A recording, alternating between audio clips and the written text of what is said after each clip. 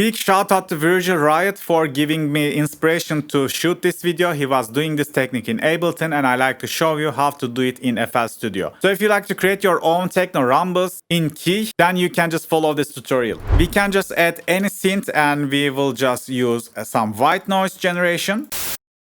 White noise doesn't have a key, so you can just create something like this and you can just consolidate the white noise.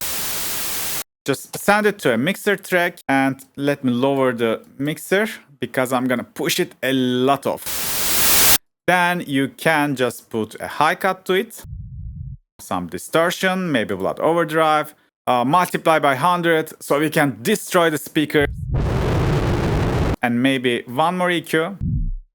And we pretty much got the rumble from the white noise. If you sidechain this sound,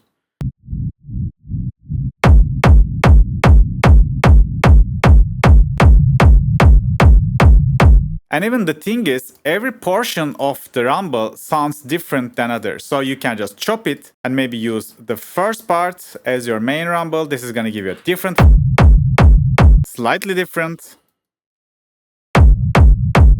I like this one, let's keep using it. But now we got a rumble, but it doesn't have a key, right? So we will just add any synth. Maybe we can go 3-time oscillator again. And this time I'm gonna choose just a sine wave. And I'm gonna just play some offbeat notes.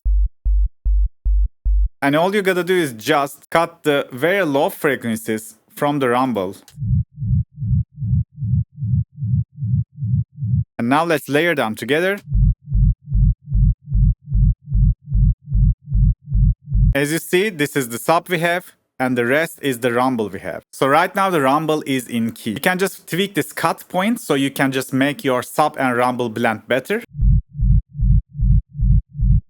I don't like big gaps between two sounds, so just find a sweet spot of it. I don't know why I'm adding tons of different EQs. You can also boost the G2, which is the second harmonic in our key, like this. And everything sounds like this together. Maybe I can cut more high frequency. And this is how we can create rumbles in key with just using white noise and one sine wave.